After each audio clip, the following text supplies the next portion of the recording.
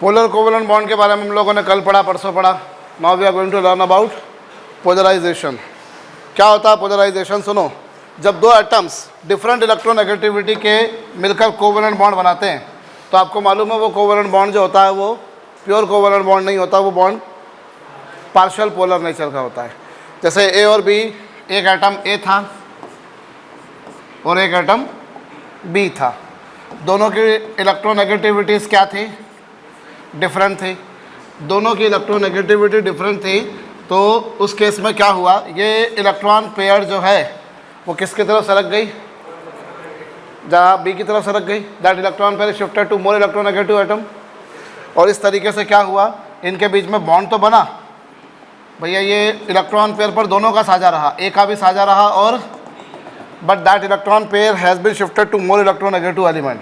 किसकी तरफ सरक गई वो? बी की तरफ। और इस तरीके से ए और बी दोनों पर क्या आ गए? पार्शियल चार्जेस आ गए।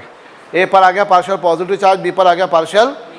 और हम लोग डायपोल मूवमेंट की मदद से कितना पार्शियल चार्ज आता है, कितना बॉन्ड का आयोनिक नेचर होता है, वो प्रेडिक्ट आउट कर सकते हैं। कल आखिरी में हम लोगों ने इस पर 3-4 सम्स भी किए थे, याद आया? जिस दिन जो पढ़ाया है वो उस दिन पढ़ना है, ये तय बात है, वरना कुछ नहीं होगा आपका, कुछ नहीं कोई कर सकता।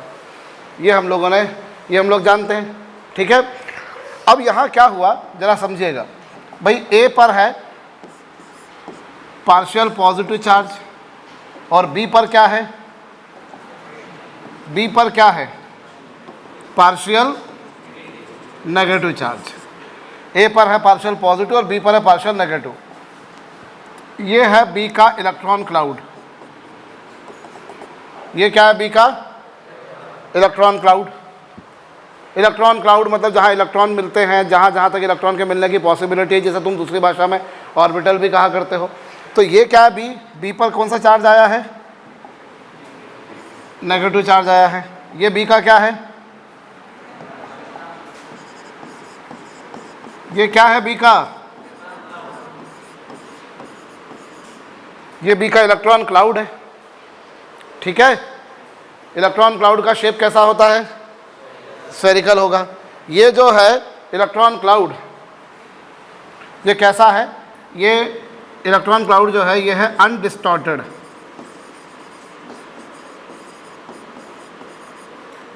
अनडिस्टॉर्टेड या दूसरी भाषा में बोले अनपोलराइज्ड।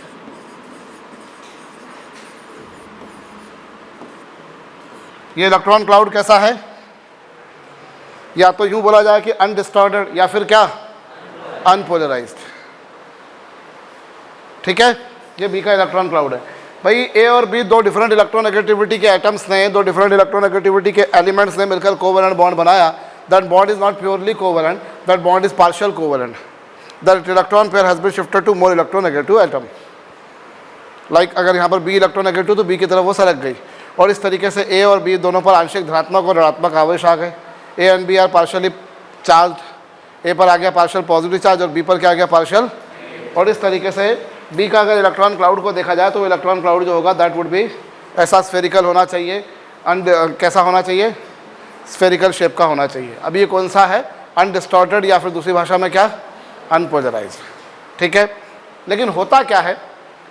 इलेक्ट्रॉन क्लाउड पे कौन सा चार्ज होता है? इलेक्ट्रॉन क्लाउड पे कौन सा चार्ज होता है? नेगेटिव चार्ज होता है। और उसके अपोजिट जो ए है उस पर कौन सा चार्ज है? और पॉजिटिव और नेगेटिव में क्या होता है? पॉजिटिव और negative attract each other. Positive और नेगेटिव एक दूसरे को क्या करते हैं? So they will attract each other. और इस कारण से बी का इलेक्ट्रॉन क्लाउड ऐसा होना चाहिए था। बी का इलेक्ट्रॉन क्लाउड ऐसा होना चाहिए था। लेकिन होता क्या है? होता कुछ ऐसा है कि ए पर जो पार्शियल पॉजिटिव चार्ज था वो बी के इलेक्ट्रॉन क्लाउड को अपनी तरफ खींचता है। बी के इलेक्ट्रॉन क्लाउड को अपनी तरफ क्या करता है? खींचता है। और इस तरीके से इलेक्ट्रॉन क्लाउड जो आइसोलेटेड स्टेट में अगर देखा जाए, कौन से स्टेट में? आइसोलेटेड स्टेट में। तो आइसोलेटेड स्टेट में कैसा होना चाहिए? स्फेरिकल। लेकिन क्या हुआ भाई, अगर एक अकेले एटम का इलेक्ट्रॉन क्लाउड देखेंगे तो वो स्फेरिकल होता है। लेकिन due to this positive charge ये इलेक्ट्रॉन क्लाउड जो है वो बी की तरफ अट्रैक्ट होता है, और इस तरीके से electron cloud does not remain perfectly spherical. वो आइडियली परफेक्टली स्फेरिकल नहीं रह पाता। वो हो जाता है इस तरह से डिस्टॉर्टेड, या दूसरी भाषा में बोले तो क्या, पोलराइज्ड इलेक्ट्रॉन क्लाउड बन जाता है।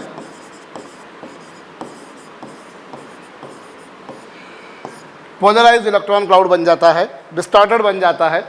इसका जो शेप है वो परफेक्टली स्फेरिकल नहीं रह पाता, उसकी जो आकृति वो पूरी तरह से गोलाकार नहीं रह पाती, और क्या, वो इलेक्ट्रॉन क्लाउड जो है उसकी शेप क्या होती है, डिस्टर्ब हो जाती है, और वो इलेक्ट्रॉन क्लाउड किसकी तरफ खिंच जाता है, ए की तरफ। बोलिए, इलेक्ट्रॉन क्लाउड कहाँ पे खिसक जाता है, और ये जो इलेक्ट्रॉन क्लाउड का जो शेप बिगड़ गया है, इसी बिगड़ने को ही हम बोलते हैं पोलराइजेशन, ध्रुवण।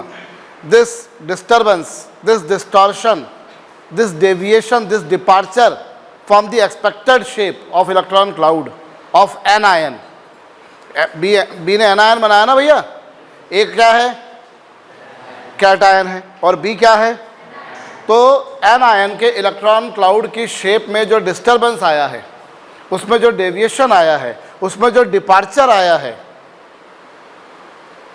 इसी डिपार्चर को फ्रॉम द एक्सपेक्टेड ज्योमेट्री, भी एक्सपेक्टेड क्या था हमारे पास में कि वो स्फेरिकल होना चाहिए था, पर वो स्फेरिकल नहीं रहा, तो वो जो एक्सपेक्टेड ज्योमेट्री से डिपार्चर आया है, इसी डिपार्चर को ही हम लोग क्या कहा करते हैं, क्या कहते हैं इसे हम, पोलराइजेशन। तो पोलराइजेशन समझ में आया, distortion, deviation, departure, disturbance in the shape of electron cloud of N ion due to the charge present on cation. This disturbance has occurred because of charge present over cation, na? This we call as polarization. इसी को हम क्या बोला करते हैं, polarisation. ठीक है साहब, पहले बना ली, चलो या फिर लिख लो पहले। Distortion in shape of, distortion in shape of electron cloud, distortion in shape of electron cloud, distortion in shape of electron cloud of anion, of anion due to charge present on cation, due to charge present on cation, distortion in shape of electron cloud of anion due to charge present on cation is known as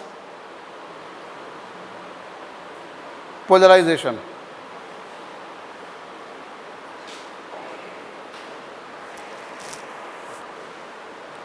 Is known as polarization. ये जो distortion आता है shape में, उसी को हम क्या बोला करते हैं, करिए, बना लिया ये।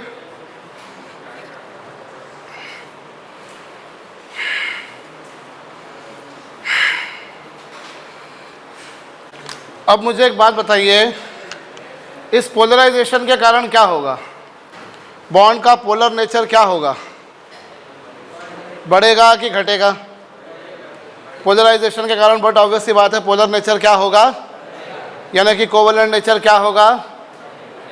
अरे अगर पोलर नेचर बढ़ेगा तो कोवलेंट नेचर, दोनों का सम 100 है। अगर पोलर नेचर 100, पोलर 60 है तो कोवलेंट कितना, तो पोलराइजेशन के कारण पोलर नेचर क्या होगा, तो कोवलेंट नेचर क्या होगा।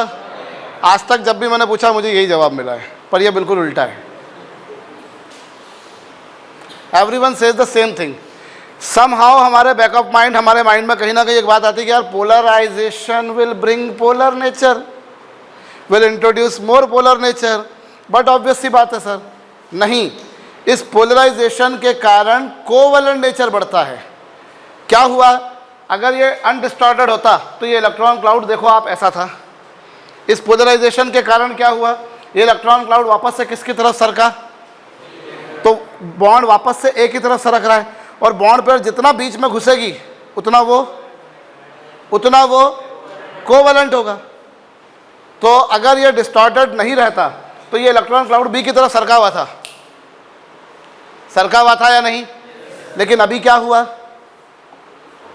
अभी क्या हुआ, ये इलेक्ट्रॉन क्लाउड वापस से किसकी तरफ सरक गया, बढ़े ए की तरफ। तो कौन सा नेचर बढ़ेगा, कौन सा नेचर बढ़ेगा? कोवेलेंट नेचर बढ़ेगा sir.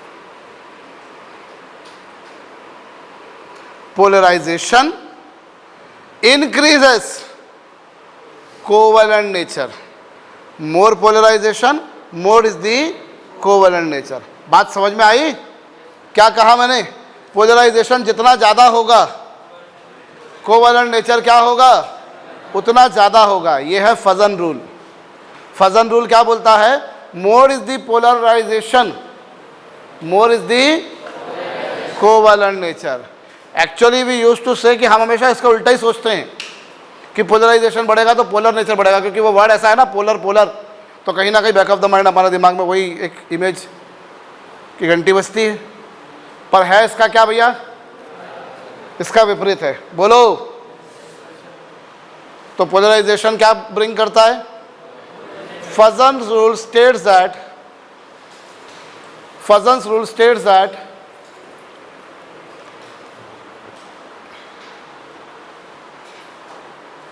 Fuzon's rule states that polarization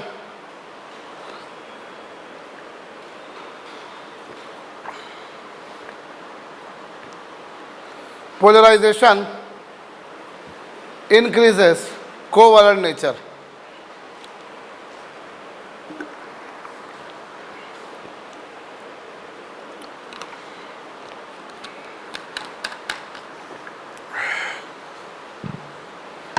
polarisation increases covalent nature. Polarization कौन सा नेचर बढ़ाएगा? कोवेलेंट नेचर बढ़ाएगा। बोलिए। Polarization increases covalent nature, more polarization more is the covalent nature. लिखिएगा।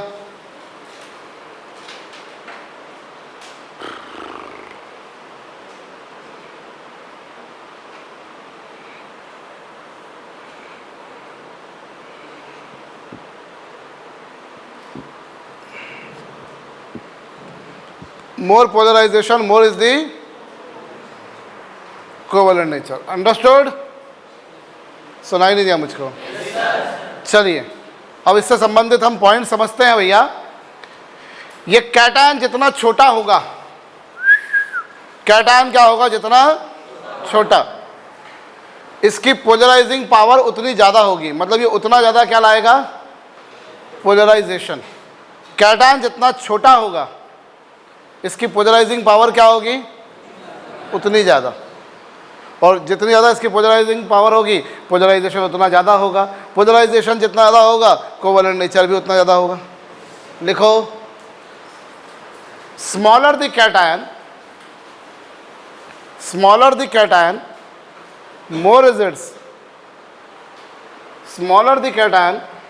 more is its polarizing power।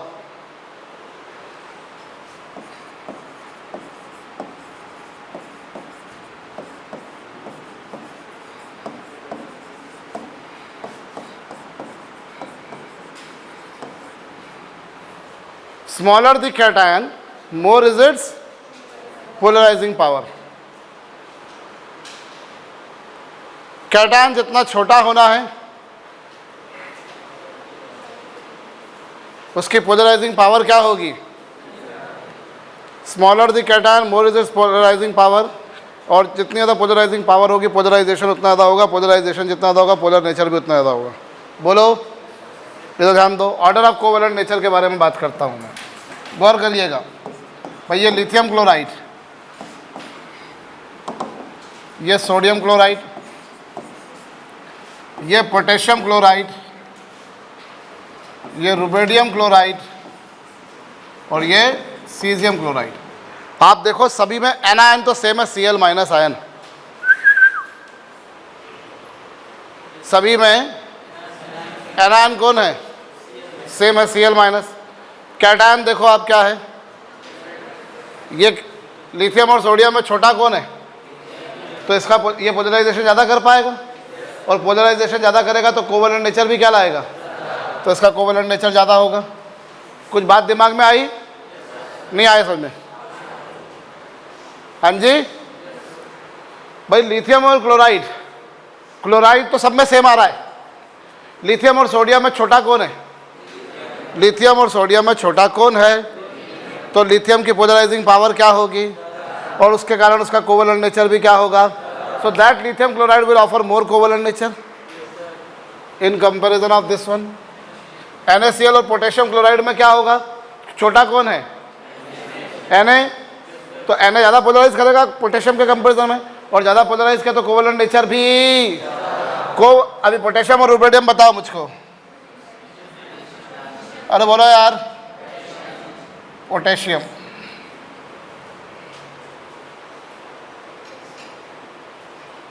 Potassium और rubidium में ज़्यादा छोटा कौन है? तो पोटेशियम छोटा है, तो पोटेशियम की पोलराइजिंग पावर ज़्यादा होगी।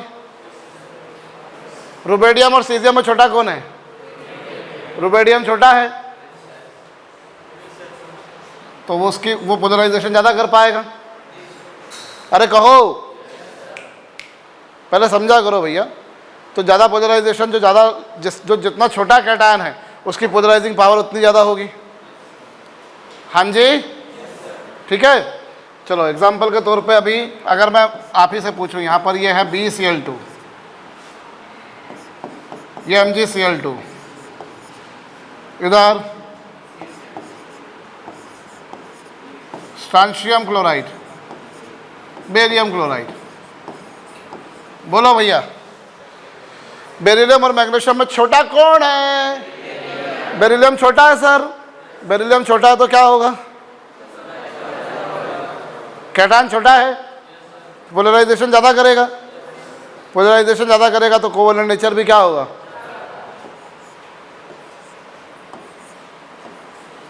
कुछ समझ में आ रहा है बात कि नहीं आ रही है?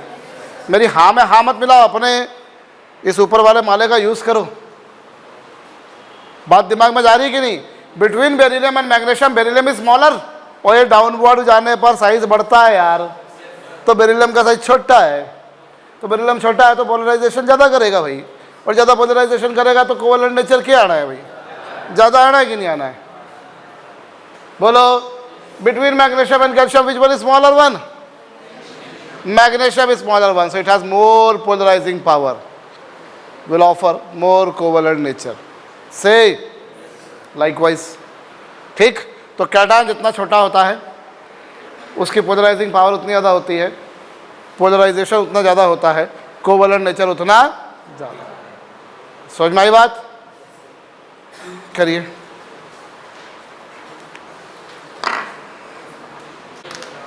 और एनायन जितना बड़ा होगा, लिसन टू मी, एनायन जितना बड़ा होगा उसको पोलराइज करना उतना ही सरल होगा। एनायन क्या होगा? जितना उसे पोलराइज करना क्या होगा? उतना ही आसान होगा। बोलिए, क्या कहा मैंने? कैटायन छोटा है तो उसकी पोलराइजिंग पावर ज़्यादा है, और एनायन बड़ा है तो उसे पोलराइज करना क्या है कृष्ण? आसान है। और पोलराइजेशन अगर आसान है, ज़्यादा है, तो नेचुरल सी बात है कोवलेंट नेचर क्या होगा? Larger the anion, larger the anion, more easily it can be polarized. Larger the anion, more easily it can be polarized.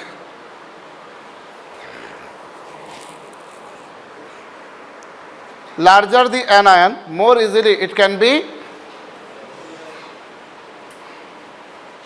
Larger the anion, more easily it can be polarized. और अगर उसे उसका आसानी से polarise कर सकते हो, अर्थात क्या? कोवलेंट नेचर क्या होगा? ज़्यादा होगा। अभी देखो यहाँ पर समझना, मैं कैटायन इस बार सेम लेता हूँ, NaF, NaCl, NaBr, NaI। आप बताइए क्या होगा? सब में कैटायन सेम है, कैटायन सब में क्या है? अभी क्या होगा? फ्लोरीन के कंपेरिजन में क्लोरीन बड़ा है, तो कौन ज़्यादा आसानी से पोलराइज होगा, फ्लोरीन की क्लोरीन? क्लोरीन आसानी से पोलराइज होगा क्योंकि क्लोरीन बड़ा है, तो यहाँ पोलराइजेशन ज़्यादा, कोवेलेंट नेचर ज़्यादा। उधर बोलो, between Cl and Br, between Br and iodine, iodine is और मोर लार्जर, आयोडीन लार्जर है साहब, तो उसे ज़्यादा आसानी से पोलराइज कर सकता हूँ, इसलिए उसका कोवेलेंट नेचर भी क्या होगा, ज़्यादा होगा। बोलो ठीक है।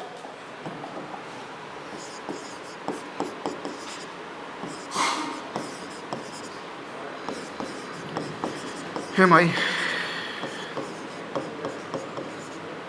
बताइए, कैटायन तो सब में सेम है, कैल्शियम 2+ आयन। फ्लोरीन और क्लोरीन में बड़ा कौन है?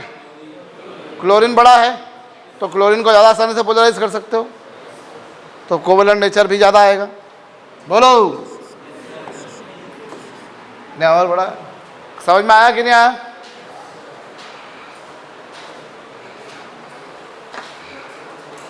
अब तुम जरा दिमाग लगाओ, LiCl और NaI के बीच में अगर बोला जाए तो LiCl से ज़्यादा ऑलरेडी NaCl है, कि कौन ज़्यादा है दोनों में? नहीं कंपेयर कर सकते। अगर ऐसा हो कि ये इससे बड़ा और वो उससे बड़ा है, तो अपन कंपेयर कर लेंगे कि ये बड़ा है B से और B बड़ा है C से, तो अपन बोल दें कि ये बड़ा है C से, वरना तो कंपेरिजन मुश्किल हो जाएगा। चलिए, समझ में आ गया?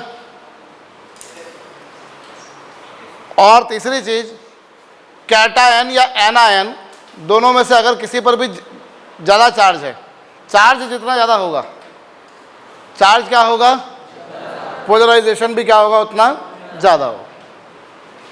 चार्ज अगर ज़्यादा है कैटायन पर या एनायन पर, दोनों में से कोई भी अपन देख लें, तो क्या होगा, पोलराइजेशन क्या रहेगा, और पोलराइजेशन ज़्यादा रहेगा तो कोवेलेंट नेचर भी क्या रहेगा।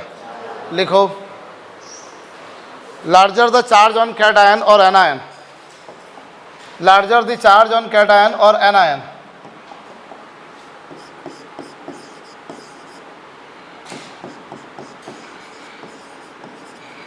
larger the charge on cation or anion, more is the polarization, so more is the covalent nature. Larger the charge on cation or anion, larger the charge on cation or anion, more results,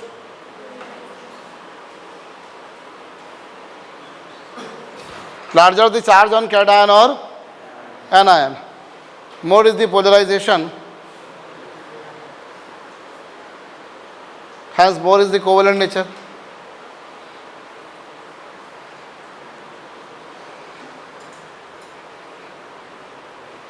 अब आप बताओ यहाँ पर इन तीनों का covalent nature के बारे में आप कंपैरिजन बताओ मुझको। NaCl, MgCl2 और AlCl3, इनके कोवेलेंट नेचर के बारे में चल बोला नुकिता, बोल।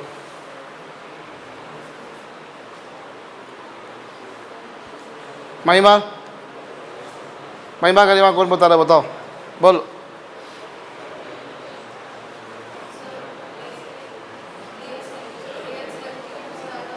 सबसे ज़्यादा कोवेलेंट नेचर ज़्यादा होगा, क्यों, कैसे ज़्यादा है?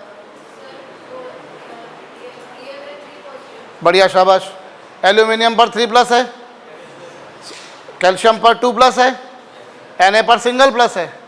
चार्ज ज़्यादा होगा तो कोवेलेंट नेचर ज़्यादा होगा या नहीं होगा? भाई एल्यूमिनियम और कैल्शियम में ज़्यादा चार्ज किस पर है?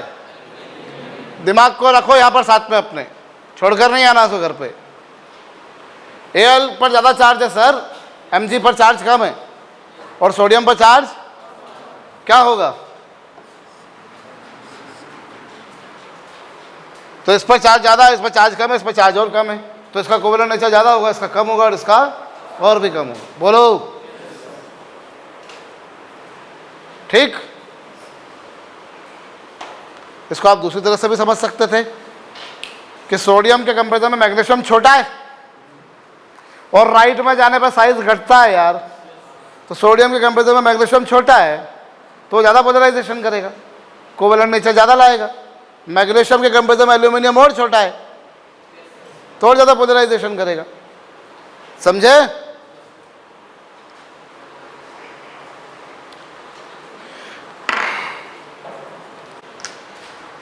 इसके कंपैरिजन में ये बड़ा है और इसके कंपैरिजन में ये बड़ा है,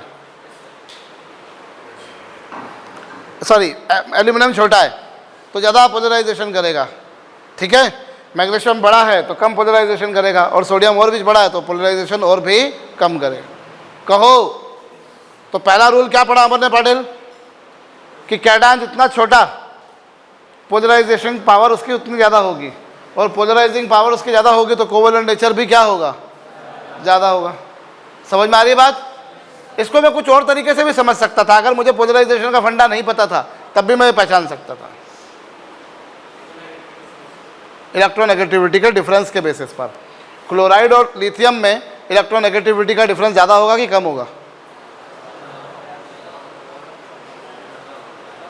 इन दोनों के कंपैरिजन में सोडियम और क्लोरीन की इलेक्ट्रोनेगेटिविटी का डिफरेंस ज़्यादा है कि लिथियम और क्लोरीन की? चलो, सोडियम और क्लोरीन की इलेक्ट्रोनेगेटिविटी का डिफरेंस ज़्यादा है कि लिथियम और क्लोरीन की?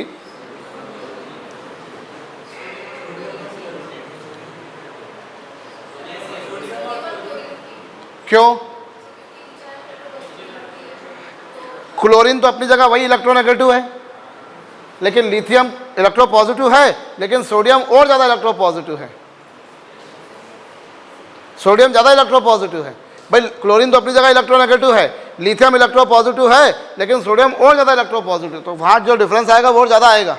या जैसे हमने कल जैसे हम बात कर रहे थे इलेक्ट्रोनेगेटिविटी के डिफरेंस के बेसिस पर बात करें, तो यहाँ क्या तुम्हारे पास में ये इलेक्ट्रोनेगेटिविटी, इधर अभी क्या पिक्चर बन रही है, यहाँ ये आया सर क्लोरीन, लिथियम की इलेक्ट्रोनेगेटिविटी इससे कम होगी, सोडियम की और कम होगी क्योंकि सोडियम ज़्यादा इलेक्ट्रोपॉजिटिव है, पोटेशियम की और कम होगी, रुबिडियम की और कम होगी, बोलो ना, सीजियम की और कम होगी। कुछ समझ में आया कैसे? भाई ऊपर जाने पर इलेक्ट्रोनेगेटिविटी बढ़ रही है, तो जो सबसे ज़्यादा इलेक्ट्रोपॉजिटिव होगा उसको तुम कहाँ रखोगे? सबसे नीचे रखोगे। बोलो समझ में आ रही है बात या नहीं? जरा दिमाग लगाओ। मैं मेरी तैयारी के दौरान बताऊँ, मुझे पोलराइजेशन नहीं आता था, पर मैं ये प्रोडक्ट आउट कर पाता था इस फंडे से। अगर आपके पास में फंडामेंटल है, आपके पास में अप्रोच है भैया, तो आप काम कर सकते हो। जरूरी नहीं कि छक्का मार के आपको काम करना, आप ग्राउंड शॉट भी खेल सकते हो, खेलना आना चाहिए आपको, ठीक है कि नहीं भैया? तो क्या बोल रहा हूँ मैं यहाँ पर, क्लोराइड तो अपनी जगह ज़्यादा इलेक्ट्रोनेगेटिव है, लिथियम इलेक्ट्रोपॉजिटिव है तो उसकी इलेक्ट्रोनेगेटिविटी कम आएगी कि नहीं? सोडियम और ज़्यादा इलेक्ट्रोपॉजिटिव तो उसकी इलेक्ट्रोनेगेटिविटी और कम आएगी, पोटेशियम और ज़्यादा इलेक्ट्रोपॉजिटिव तो इलेक्ट्रोनेगेटिविटी और कम आएगी।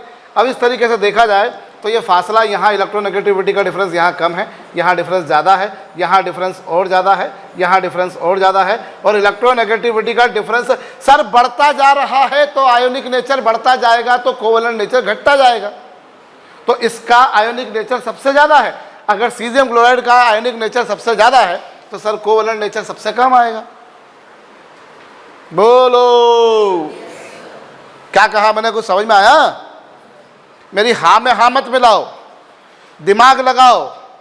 कॉपी पेस्ट करने के लिए नहीं पैदा हुए हो तुम। समझ में आ रही बात या नहीं आ रही? अपने भेजे का इस्तेमाल करो भैया, अपने आप को काउंटर करो, बार बार 50 बार करो, बहुत फायदे में रहोगे। मेरे एक्सप्लेनेशन इसलिए बड़े हो जाते हैं क्योंकि मैं बहुत काउंटर करता हूं। ऐसा क्यों, ऐसा क्यों नहीं, ऐसा क्यों, ऐसा क्यों नहीं। कुछ जगह पर जाकर हमको याद करना पड़ेगा, बिल्कुल ठीक बात है। जब एक्सेप्शंस की बात आ जाती है तो हमको याद करना ही पड़ता है, हमारे पास कोई चारा नहीं है और। But we should be there to present ourselves lively, बिल्कुल जिंदा बनकर बैठे भैया, तब बात बनेगी। समझ रहे हो? आ रही बात या नहीं आ रही है? तो हम यहाँ पर देखो, हम क्या है भैया, क्लोरीन की इलेक्ट्रोनेगेटिविटी ज़्यादा है, इसकी इलेक्ट्रोनेगेटिविटी कम है, इधर और कम है। तो आप देखो डिफरेंस बढ़ता जा रहा है। वही इलेक्ट्रोनेगेटिविटी का डिफरेंस बढ़ेगा तो कौन सा नेचर बढ़ेगा? आयोनिक नेचर विल एनहांस अपना, so covalent nature will decrease down. Sir बोलो ना यार।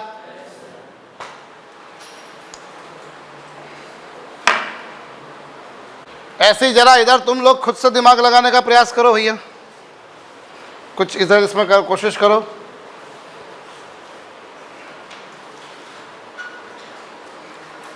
ये वाले में किसमें? Na वाले, NaCl, NaBF, NaBr बनाओ, ऐसे कुछ स्केल बनाओ इलेक्ट्रोनेगेटिविटी की, मालूम पड़ जाएगा। प्रोडक्ट आउट किया, अभी जैसे अपन देखें, देखो इलेक्ट्रोनेगेटिविटी की ही स्केल बनाऊं मैं।